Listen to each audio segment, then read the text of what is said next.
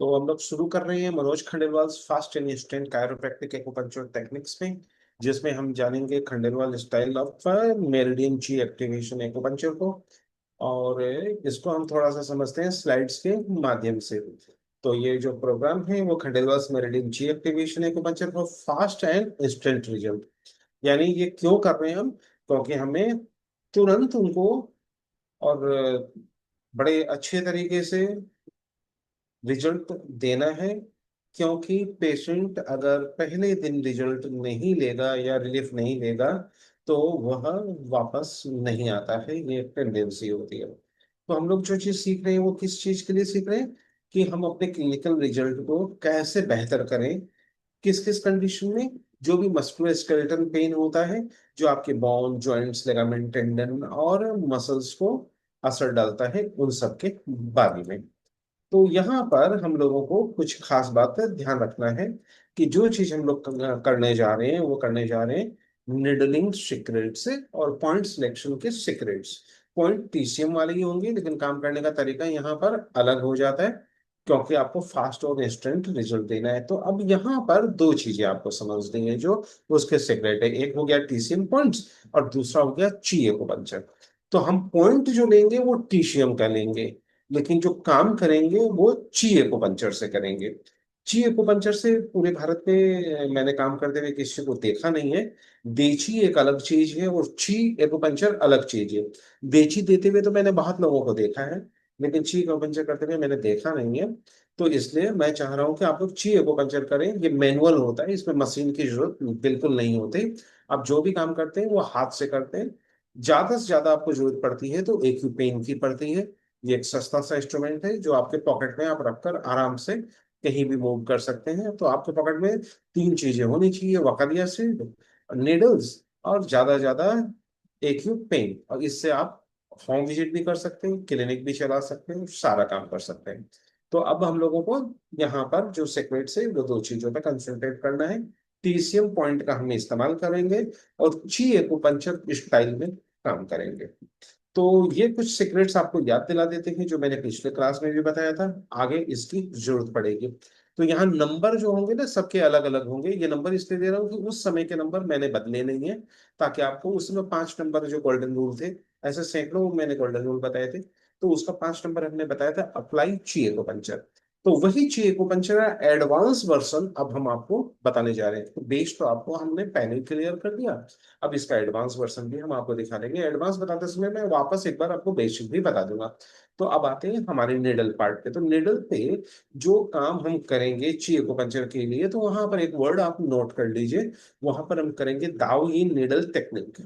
ये बड़ा जरूरी है, याद रखिएगा। तो जो रिजल्ट आएंगे ची एक्यूपंक्चर में उसमें दाव निडल टेक्निक का हम इस्तेमाल करेंगे। इसको कंडक्टिंग चीट टेक्निक भी कहते हैं। तो ये दोनों नाम से चलता है, ज्यादा मैं दाउयिन ही इस्तेमाल करता हूँ, तो आप लोग के चॉइस है। आप चाहे इसको कंडक्टिंग चीट टेक्निक कह लीजिए, चाहे दाउयिन नेडल टेक्निक कह लीजिए। DU20 जैसे मैंने बताया आपको कि फर्स्ट लाइन ऑफ निडलिंग होता है कोई भी प्रकार के स्पाइनल इश्यूज में। स्पाइन की इशू क्या आते हैं? Cervical spondylosis. यहीं से रिलेटेड फ्रोजन शोल्डर का भी इससे नाता है, क्योंकि थोरेसिक उसमें थोड़ा सा प्रभावित होता है। इसी तरह अपर बैक पेन और लोअर बैक पेन दोनों इसमें आ जाते हैं। इसी तरह साइटिका इसमें आ जाता है, डिस्क हर्निएशन आ जाता है, स्लिप डिस्क आ जाता है, और अचानक कोई भी स्प्रेन और स्ट्रेन जो होता है वो आ जाता है। तो वैसे कोई भी कंडीशन होगा तो उसमें DU20 से आपके ट्रीटमेंट की यात्रा शुरू होगी। यहाँ तक कि घुटने दर्द में भी हम DU20 का और फ्रोजन शोल्डर में भी DU20 का कैसे इस्तेमाल करना है, ये अलग से क्लास में आप लोगों को बिल्कुल डेमोन्स्ट्रेशन देते हुए प्रैक्टिकल क्लास हम करवा चुके हैं। उसकी आगे की क्लास जो एडवांस वर्जन होगा वह आगे हम करेंगे। तो ये मेमोरी में रखना है, क्योंकि यहीं से आपका लाइन ऑफ ट्रीटमेंट स्टार्ट होता है सिग्नल नीडल का। निडल के बारे में भी आप लोगों को कहा गया था, कंपनी पे मत जाइए, अच्छी निडल लीजिए। अच्छी निडल का एक ही मतलब होता है, वो निडल जो आप अपने ऊपर लगवा सकते हैं वही अच्छी निडल है। पेशेंट को निडल का पेन नहीं होना चाहिए, क्योंकि पेनलेस निडल होते हैं। अगर हो रहा है और आपको ताकत लगा के निडल बॉडी के अंदर देना पड़ रहा है, तो समझिए निडल उतना अच्छा नहीं है। या फिर आप एक काम कर सकते हैं, अपने मोबाइल से निडल के टिप की फोटो ले लीजिए और उसको जूम करके देखिए कहीं उसमें छोटे छोटे टूटन तो नहीं है। अगर छोटे छोटे टूटन है तो निडल अच्छी क्वालिटी की नहीं है। ये जैसे ऑस्टोपीनिया होता है, तो निडल का ऑस्टोपीनिया प्राय हल्के निडल में होता है, तो वो दिखता नहीं है खाने यहाँ से। उसको जब हम फोटो खींच के बहुत बड़ा करके देखते हैं तो मालूम पड़ता है। उसकी टिप जो होती है वो संवेदन होनी चाहिए। तो दाऊ ये निडल टेक्निक का मतलब क्या है, तो पहले हम लोग दो वर्ड को ध्यान से देखेंगे कि दाऊ ये निडल टेक्निक जो है वह हम कैसे करते हैं या इसको क्या समझा जाए। पहले आपको मैंने ड्यू 20 बोला, अब ध्यान रखिएगा आपके लिए ड्यू 20 का लोकेशन कहाँ होता है, कान की सीध में, नाक की सीध में जाकर यहाँ होता है। लेकिन आपको निडल तो यहाँ दिखाई दे रहा है। तो अब आपको दो बातें रखना है कि हम लेंगे पॉइंट टीशियम का, लेकिन तरीका होगा अलग। वो तरीका कौन सा होगा, वो होगा दाउ इन निडल टेक्निक से पॉइंट की लोकेशन हम लेंगे। और यहाँ पर जो निडल लिया गया है वह ड्यू 20 के नीचे जाके हमने लिया है। तो उस समय हमने आपको बताया था कि ड्यू 20 से लेके ड्यू 19 का एरिया कैसे इस्तेमाल करना है। तो यहाँ पर यही चीज परिलक्षित है। धीरे धीरे जब हम प्रैक्टिकल क्लास करेंगे तो ये कैसे लिया जाएगा, क्यों लिया जाएगा, कहाँ लिया जाएगा, उस पर करेंगे। लेकिन उसके पीछे का सिद्धांत मालूम होना चाहिए, क्योंकि इतने फास्ट गति से निडलिंग होती है कि आप उस चीज को पकड़ ही नहीं पाएंगे अगर आप उसके सिद्धांत को नहीं जानते हैं। तो ध्यान रखिएगा ड्यू 20 का मतलब सिर्फ ड्यू 20 नहीं है। ड्यू 20 का मतलब इसके आगे का, इसके पीछे का, इसके दाएं और इसके बाएं, हम चारों तरफ ड्यू 20 को अलग अलग ढंग से अलग अलग मामलों में अलग अलग प्रकार से लेंगे। तो ड्यू 20 एक तरह का लोकेशन एरिया है, ये एरिया है। यहाँ पर हम बहुत सारे काम करते हैं। यहाँ से हम करीबन 100 प्रकार के एलिमेंट बस इतने ही दूर से बॉडी में सिंगल निडल से ही ट्रीट कर सकते हैं, बहुत जबरदस्त स्ट्रोक एंड पैरालिसिस तक में। और हमने पिछले क्लास में करके काफी लोग उस पे प्रैक्टिस भी कर रहे हैं। तो हम लोगों को अब दो चीजें मालूम पड़ गई, दाविन निडल टेक्निक से या कंडक्टिंग ची टेक्निक जो है वो डिस्टल पॉइंट आर निडल। तो दाविन निडल टेक्निक का पहला सूत्र क्या है कि हम डिस्टली लेंगे। तो हमने डिस्टली लेने का मतलब क्या हो गया कि अब जो निडल हमको यहाँ नजर आ रहा है ये हमने लिया है। ये पर्टिकुलर नहीं, ऐसे ही ये हर पेशेंट का सब्जेक्टिव होगा। एक वर्ड को लिख लीजिए, सब्जेक्टिव। यहाँ पर टीसीएम में हर चीज है ऑब्जेक्टिव। याद रखिएगा ये है ऑब्जेक्टिव टीसीएम का। ड्यू 20 मतलब कोई भी आदमी का अगर ड्यू 20 बोलेंगे तो वो यही लगाएगा, ये हो गया ऑब्जेक्टिव। ऑब्जेक्ट का मतलब हो गया पूरी दुनिया के सारे थेरेपिस्ट टीसीएम का ड्यू 20 यही लेगा, चाहे आप किसी को दिखाएंगे। लेकिन ये वाला जो है दावीन ये है सब्जेक्टिव। याद रखिएगा सब्जेक्टिव का मतलब हो गया हर पेशेंट पे ये पॉइंट चेंज होते रहेगा। एक आदमी का यहाँ लगेगा, दूसरा आदमी का यहाँ लगेगा, तीसरा आदमी का यहाँ लगेगा, चौथा आदमी का यहाँ लगेगा, पांचवा आदमी का यहाँ लगेगा। हर आदमी का ये ड्यू 20 चेंज होगा। और इसको हम ड्यू 20 ही गिनेंगे दाउइन टेक्निक में, डिजिटल पॉइंट निडलिंग में भी, दोनों में। तो अब आपको क्या समझ में आया, यहाँ ध्यान देके सुनिएगा कि टीशियम का जो पॉइंट है वो जब लेंगे तो वो लेंगे ऑब्जेक्टिव वे में, यानी जहां है वहीं लेंगे। लेकिन जैसे ही आप डाउन निडल टेक्निक में आ जाते हैं और खंडेलवाल स्टाइल ऑफ ची एक्टिवेशन एक्यूपंक्चर में आ जाते हैं, तो पॉइंट आपका आजू बाजू ऊपर नीचे होगा। ठीक है, कैसे लेंगे, यही सीक्रेट है जो हम प्रैक्टिकल में देखेंगे। इसमें दूसरा तत्व क्या है, ये बड़ा इंपॉर्टेंट है, इसको हम यिन यान यांग की तरह देखेंगे। मतलब बिना यिन के यांग नहीं, यांग के बिना यिन नहीं। यानी जिसको हिंदी शुद्ध हिंदी में कहते हैं चोली दामन का साथ। तो यहाँ पर जब भी हम डिजिटल पॉइंट लेंगे उसके साथ ये प्लस होगा। क्या होगा, पेशेंट जो है जिस रोगी भी हम दे रहे हैं वह अपना जो भी पार्ट की समस्या के लिए दर्द के लिए आया है वहां का एक्टिवेशन मेरिडियन का करेगा। या तो वो एक्टिव करेगा जैसे कल आपको बताया था, या पेसिव करेगा। यह डिपेंड करेगा पेशेंट को दी जाने वाली ट्रीटमेंट के पहले दिन के आपके एनालिसिस के आधार पर। कुछ मामलों में पेशेंट खुद करता है और कुछ मामलों में हमें कराने की जरूरत पड़ती है, तो दोनों कंडीशन को हम जानेंगे। लेकिन रूल जो रहेगा वो यही रहेगा कि यहाँ निडल लगा, समझ लीजिए ये निडल मैंने घुटना दर्द के लिए दिया है, तो हम क्या करेंगे, निडल लगाएंगे यहाँ, और घुटने के ऊपर एक्टिवेशन टेक्निक चलेगा दो प्रकार के। एक चलेगा घुटना का जॉइंट के हिसाब से, और एक चलेगा मसल्स के हिसाब से। दो पॉइंट दिमाग में अब आपको रखना है। तो अब यहाँ पर आपको क्या क्या सीखने को मिला। पहली बात है, दाउइन का जो लोकेशन होगा वो टीशियम का नहीं होकर हर आदमी का अलग होगा, नंबर वन। दूसरी बात यह है कि पेशेंट की डिजिटल निडल लगेगा, ये दो नंबर बात हुआ। तीसरा बात हुआ कि डिजिटल निडल लगाने से रिजल्ट नहीं मिलेगा।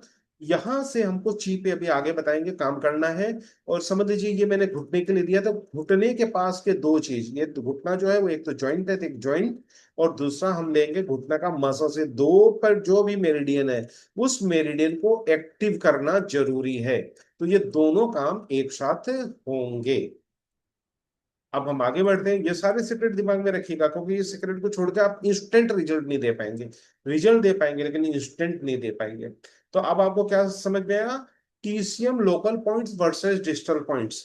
जो हम लोग पेशेंट को लोकल पॉइंट हमेशा लगाते थे, अभी हम लोकल पॉइंट नहीं लगाएंगे, हम डिजिटल पॉइंट लगाएंगे पहले, और लोकल पॉइंट की बारी आएगी बाद में, हम जस्ट उलट के चलेंगे। तो ये सीक्रेट को दिमाग में रखते हुए ट्रीटमेंट करना है। आप अगर बाई चांस लोकल पॉइंट और डिजिटल पॉइंट दोनों लगा देंगे तो याद रखिएगा, खंडेलवाल्स मेरिडियन ची एक्टिवेशन एक्यूपंक्चर नहीं होगा। नहीं होगा बोल रहा हूं तो नहीं होगा, फिर वो एक सामान्य एक्यूपंक्चर हो जाएगा। और सामान्य एक्यूपंक्चर होने के साथ साथ जो रिजल्ट एक सामान्य एक्यूपंक्चर से मिलते हैं वो आपको बिल्कुल मिलेंगे। ऐसा नहीं कि रिजल्ट नहीं मिलेगा, मिलेगा लेकिन इंस्टेंट नहीं मिलेगा।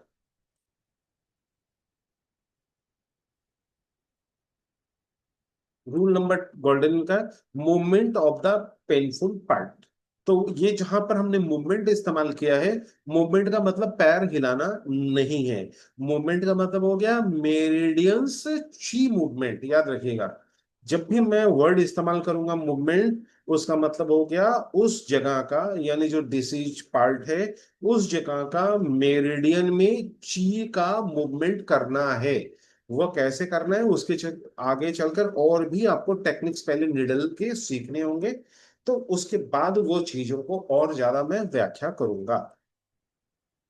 अब आगे यहां पर उस चीजों को देख रहे हैं हम जो घुटना दर्द में हम इस्तेमाल करते हैं। एक तो आपका पोजीशन खड़ा होने का बड़ा इंपॉर्टेंट होगा, आप जैसे तैसे किसी भी पॉइंट को नहीं इस्तेमाल कर सकते। दूसरी बात है, समझ लीजिए मैं घुटना दर्द के लिए दे रहा हूं, तो यहां से जाने वाले सारे मेरिडियन आपको मालूम होने होंगे, अंदर से जाने वाले सारे मेरिडियन मालूम होने होंगे, उसका बाकायदा आपको रूट मालूम होना होगा, और उसके पॉइंट के लोकेशन मालूम होने होंगे, नंबर वन। नंबर टू, काम करने का तरीका सिस्टमेटिक होना होगा। जो सिमेट्री आपको बताई गई थी क्लास में वो आपको मेंटेन करना होगा। ऐसा नहीं है कि आपने कहीं से भी पकड़ लिया, कहीं से भी जोड़ लगा दिया, कहीं से भी आप सोचेंगे कि मेरिडियन काम करने लग गया, ऐसा नहीं होता है। तो यहाँ घुटना के लिए अगर आप काम करेंगे तो ये चीजें आप दिमाग में रखिएगा। अगर आप बटक के लिए भी काम कर रहे हैं, जैसे पेल्विक फ्लोर के लिए मैंने बोला था, ग्लूट्स के लिए बोला था, पिरीफोरिस के लिए बोला था, तो ये सारे मसल्स पे जब भी आप काम करेंगे, या हैम स्ट्रिंग पे काम करेंगे, या क्वाड्रिसेप्स पे काम करेंगे, तो आपको काम करने का तरीका फिजियोथेरेपी जैसा नहीं करना है। लगभग लगभग सिमिलर है फिजियोथेरेपी में और टीसीएम में, लेकिन आप दोनों तरीके से कर सकते हैं। फिजियोथेरेपी वाले फिजियोथेरेपी के तरीके से कर सकते हैं और टीसीएम वाले टीसीएम के तरीके से कर सकते हैं। इसलिए हम लोग क्या करते हैं, मेरिडियन के साथ साथ उसके मसल्स भी आपको बता देते हैं, जैसा बैकग्राउंड होता है वैसा काम कर लीजिए, रिजल्ट दोनों को एक जैसे ही मिलेंगे, क्योंकि दोनों की पढ़ाई अलग अलग प्रकार की है। इसलिए ज्यादा आपको कंफ्यूज नहीं होना है, लेकिन काम याद रखिएगा, हम लोग भाषा जो इस्तेमाल करते हैं मेरिडियन की करते हैं, फिजियोथेरेपी वाले एनाटॉमी और मसल्स की करते हैं, बस इतना ही अंतर है। काम वैसा का वैसा ही आपको रिजल्ट देगा, चाहे आप दोनों पैथी से उसको मेरिडियन को एक्टिव करें। तो अब इसको थोड़ा सा और समझते हैं, कि समझ लीजिए कि सर कुछ पेशेंट इतने बुजुर्ग होते हैं कि वह क्या कर सकते हैं, कि एक्टिव जो हम उनको मूवमेंट के लिए कहते हैं वो नहीं कर पाते। या पेशेंट को हम कुछ भी मूवमेंट के लिए बोलते हैं, पैर हिलाने के लिए बोलते हैं, उठाने के लिए बोलते हैं या चलने के लिए बोलते हैं, तो उसको बड़ी दिक्कत आती है। तो वैसे में हम क्या करें? तो वैसे में करने के लिए बड़ा आसान सा है। अगर पेशेंट कोई भी चीज को एक्टिव नहीं कर पाता है, मूवमेंट नहीं कर पाता है, जैसे हम घोड़ा चाल चलवाते हैं, पेशेंट को चलवाते हैं, अगर उसको उसमें दिक्कत आती है, तो उसके लिए आपको दो चीजें मैंने दी थी। एक दी थी जियाजियान की मशीन, एक दी थी पैडिंग वाली मसल स्टिमुलेटर। हम उसका इस्तेमाल करेंगे, प्लस उसका इस्तेमाल सेकेंडरी होगा। प्राइमरी में क्या होगा? जो भी थेरेपिस्ट है जो उसका इलाज कर रहा है, वह खुद मैनिपुलेट करेगा पेशेंट के जॉइंट को और मेरिडियन को और पॉइंट को, जो जिस समय आपको अलग अलग मामले में अलग अलग प्रकार के हम बताते चलेंगे। तो याद रखिएगा, अगर पेशेंट नहीं कर रहा है तो हम ये बोलकर नहीं छोड़ेंगे कि सर उससे नहीं हो रहा है, ये काम आपको कराना है। इसलिए हम दो वर्ड इस्तेमाल करेंगे, एक एक्टिव और एक पेशिव। जब आप करवाएंगे तो वो पेशिव होगा, पेशेंट करेगा तो वो एक्टिव होगा। ध्यान रखना है इन बात का। अब आ जाते हैं कि ये सारे काम करने के पीछे हमारा मकसद क्या है। टिशियन ये कहता है कि कभी भी पेशेंट का जो भी पेन है वह सब्जेक्टिव होता है। किस मामले में? या तो ची स्टग्नेशन है या ब्लड स्टग्नेशन है उस पर्टिकुलर एरिया में जहां पर उसको दर्द हो रहा है, या जहां पर उसका फंक्शनल प्रॉब्लम हो रहा है। तो याद रखिएगा, इस वर्ड को आज तक लोग छोड़कर चल रहे थे। वो है सब्जेक्टिव। जब मामला सब्जेक्टिव है तो पॉइंट कभी भी फिक्स नहीं हो सकता है।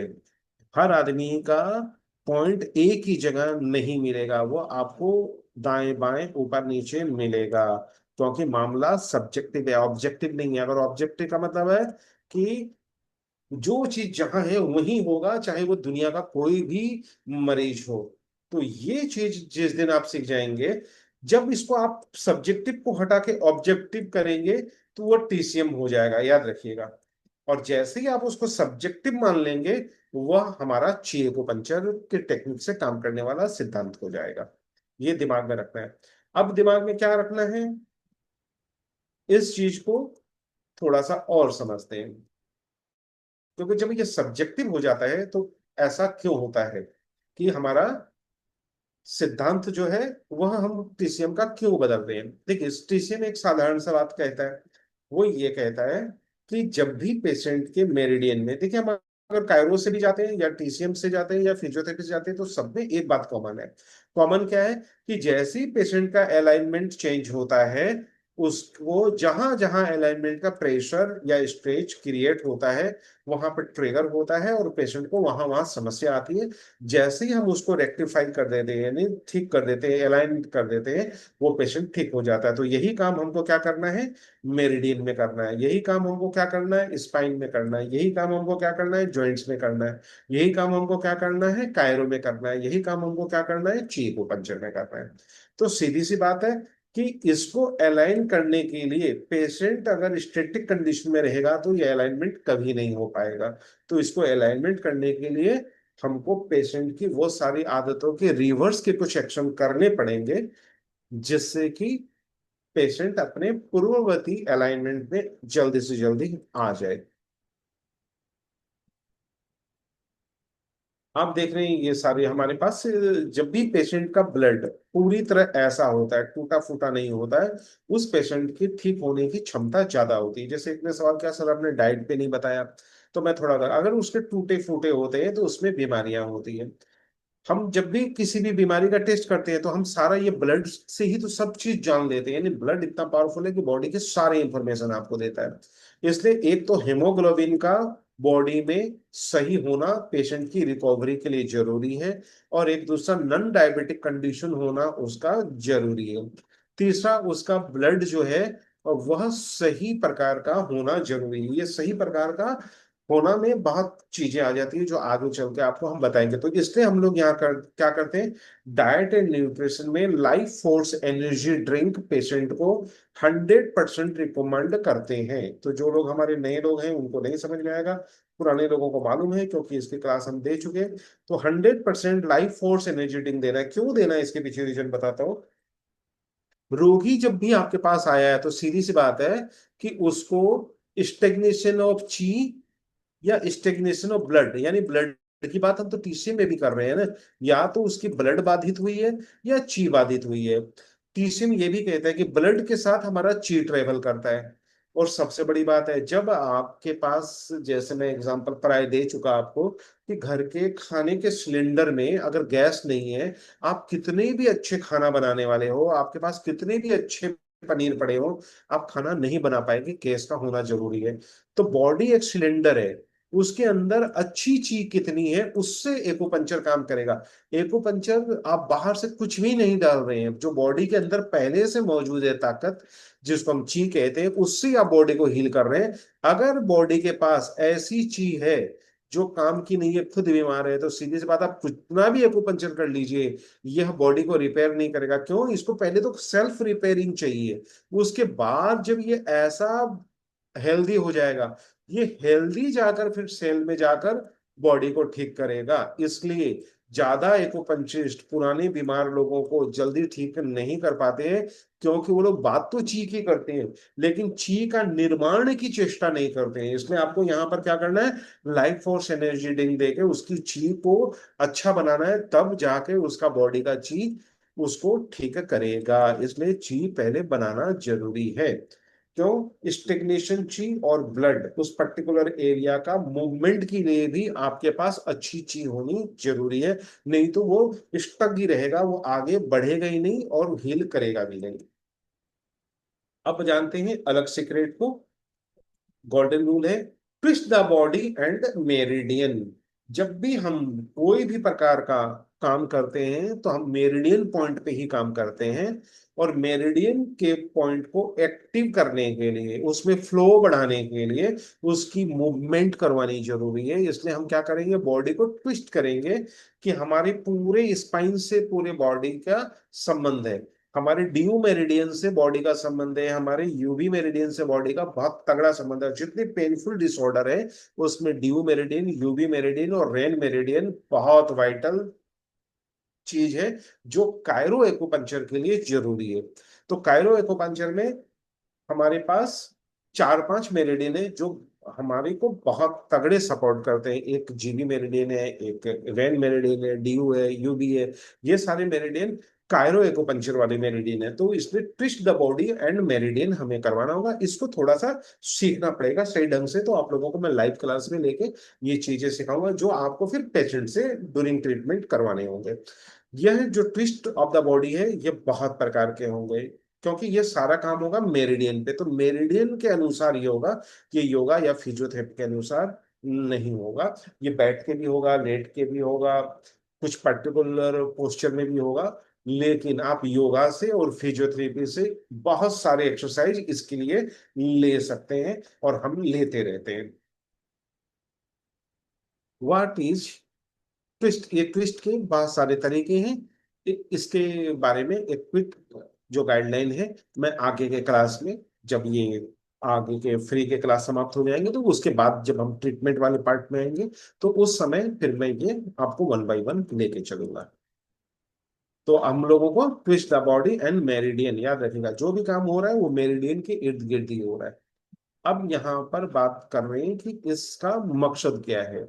दाऊ इन निडल पे हम वापस आ जाते हैं, क्योंकि अभी हम एक चीज पे चल रहे हैं कि दाऊ इन निडल टेक्निक जो है वह इफेक्टिव किस किस चीजों में है और क्यों है, पहले इस चीजों को समझते हैं।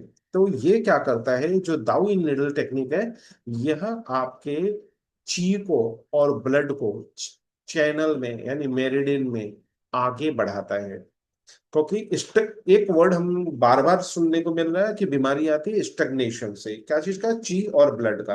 तो सीधी सी बात है, रुकावट, उस रुकावट को तोड़ना, उस रुकावट को हटाना, और पीछे जो लाइन लगी हुई है ची की, जो आगे नहीं जा रही है। जैसे कि आप किसी भी पेड़ में पानी दे रहे हैं, लेकिन पानी पेड़ की जड़ों में नहीं जा रहा है, तो पानी क्या होगा, नाले में बह जाएगा, पेड़ की जड़ों में नहीं जाएगा, तो पेड़ हरे भरे नहीं रहेंगे। बॉडी के साथ भी ऐसा ही होता है, कि ब्लड और ची को आपको उस जगह तक पहुंचाना है जहां पर आप हीलिंग चाहते हैं।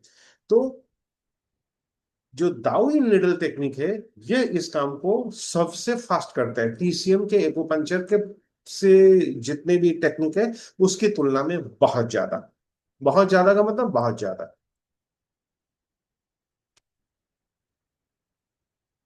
लेकिन आपको ध्यान क्या रखना है, ध्यान ये रखना है कि इसमें एक गलती मत कीजिएगा। जब भी दाउ इन निडल टेक्निक का इस्तेमाल होगा, लोकल पॉइंट इस्तेमाल नहीं होगा। उतना बोलने के बाद भी लोग क्या करते हैं, एक दो निडल लगा देते हैं। हमको क्या करना है, डिस्टेंस निडलिंग से ही इस पर जाना है। जैसे इसके ऊपर में DU20 मैं याद दिला देता हूँ। हमने घुटना दर्द के लिए आप लोगों को ये बताया था कि कैसे हम यहाँ से ही घुटना दर्द को उसी समय ठीक कर देते हैं। तो ये सारी टेक्निक जो है डिस्टली कहलाएगी, क्योंकि हमने सर से लिया, घुटना नीचे है।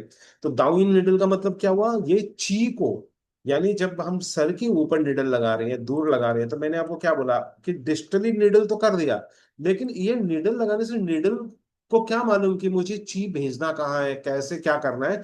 इसलिए आपको क्या करना होगा, घुटना के पास कोई निडल नहीं लगाना है, और दूसरा उस पर वैसा काम करना है जैसा बताया गया, ताकि ये सारे के सारे अपनी ची को वहां तक मूव करके घुटना तक ले जाएं। क्योंकि घुटना तक अगर ब्लड नहीं पहुंचा, ची नहीं पहुंचा, मिनरल्स नहीं पहुंचे, न्यूट्रिएंट्स नहीं पहुंचा, तो घुटना के पास की कोई भी इंफ्लेमेशन, कोई भी स्वेलिंग, कोई भी पेन, वह ठीक है जल्दी नहीं होगा जितना जल्दी हम चाहते हैं।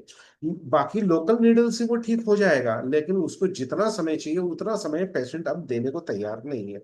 वो 40 40 50 50 दिन आपके पास नहीं आएगा, वो चाहता है कि हर रोज उसको फायदा हो। इसलिए ये सारे तकनीक आपको करने पड़ेंगे। जो दाउइन निडल टेक्निक है, वो क्या चीज में इफेक्टिव है, कि वह जो भी दर्द होता है, जैसे आप अगर इस पिक्चर में देख रहे होंगे तो यहाँ अलग अलग दर्द के जगह दिए हुए हैं, वहां तक यह ची को लेकर जाता है। लेकिन उसके लिए आपको दो प्रकार के काम करने होंगे, एक्टिव फिजिकल मूवमेंट और स्टिमुलेशन।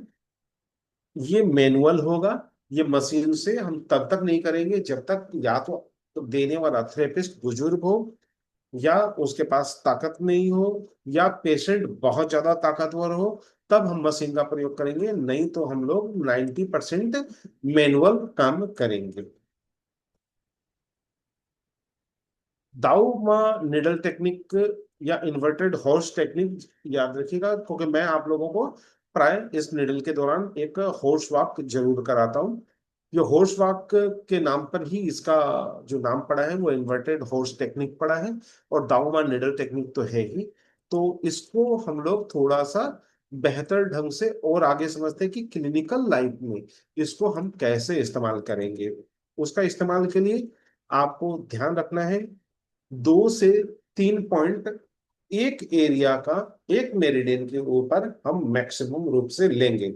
4 पॉइंट का मतलब ये हो गया थ्री के कंबाइनेशन से फिर हम आगे बढ़ेंगे। थ्री का कंबाइनेशन का मतलब हो गया मेरिडियन के ऊपर एक तो हो गया डीसीएम का पॉइंट, और जैसा मैंने बोला था ये सब्जेक्टिव है, आगे पीछे होगा। तो सब्जेक्टिव में एक आगे का और एक पीछे का। तो अब आपको दिमाग में क्या रखना है, दाउइने का अब हम धीरे धीरे एक के बाद एक वह सारे स्टेप्स आपको क्लियर कर रहे हैं। तो पॉइंट हुआ एक, लेकिन उसके दो बॉडीगार्ड होंगे इसमें।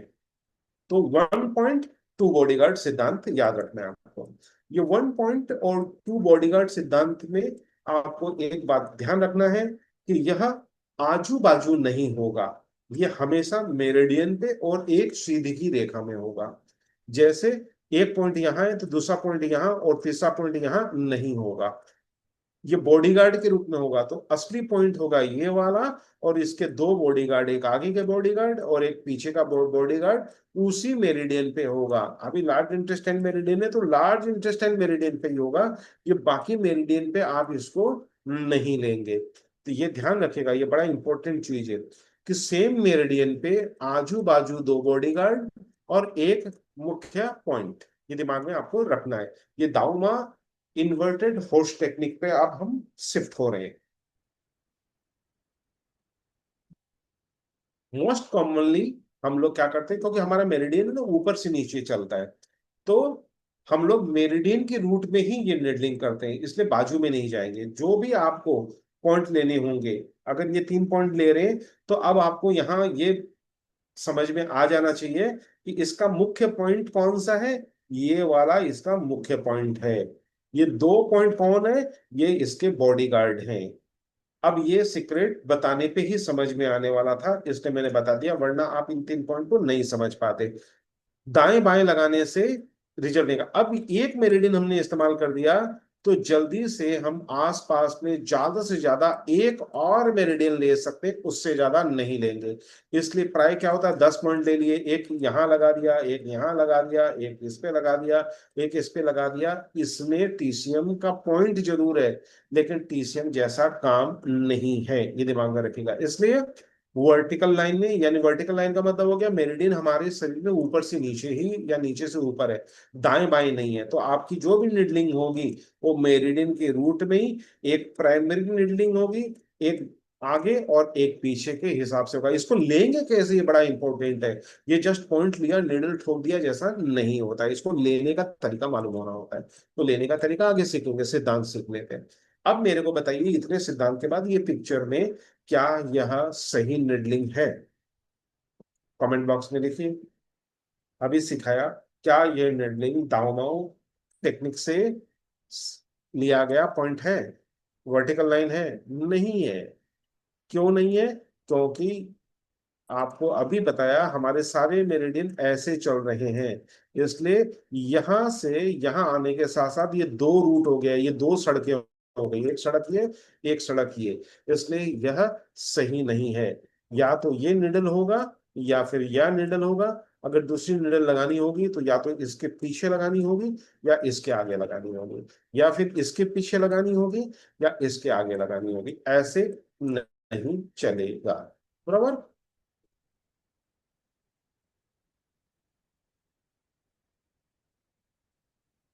अब इसमें एक चीज और ध्यान देने वाली है, ये जब निडल लगाएंगे तो इसके बीच का जो डिफरेंस है ये बड़ा मायने रखता है।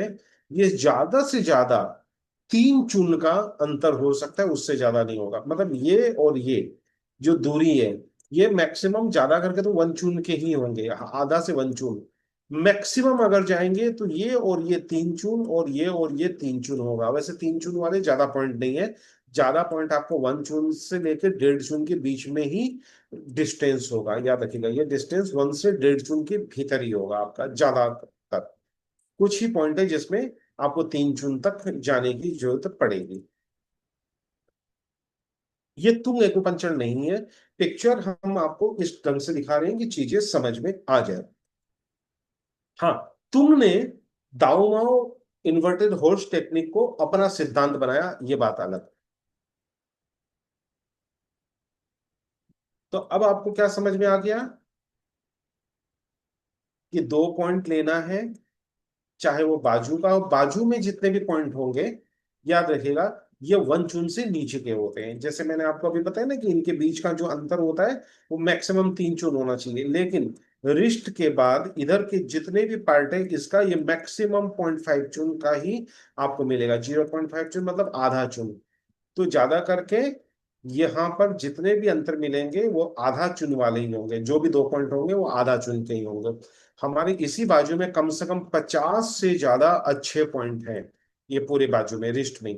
और यहां से भी आप पूरी बॉडी का ट्रीटमेंट दे सकते हैं, लेकिन वह सुजोक नहीं है। हाँ, ये बात अलग है कि सुजोक वालों ने यहां से सिद्धांत लिया है। आगे चल के मैं सारे वो डॉक्यूमेंट्स वगैरह दिखाऊंगा कि कैसे ये सारे के सारे प्राचीन साइंस से ही लोग एक्सपर्ट बने, और फिर उन लोगों ने अपने अपने धाराएं विकसित की। कोई बुराई नहीं है, हर आदमी को ये अधिकार है कि वो अपनी चीजें जोड़ते चले और आगे बढ़ते चले, लेकिन सब ने बेस यहीं से लिया है। ठीक है।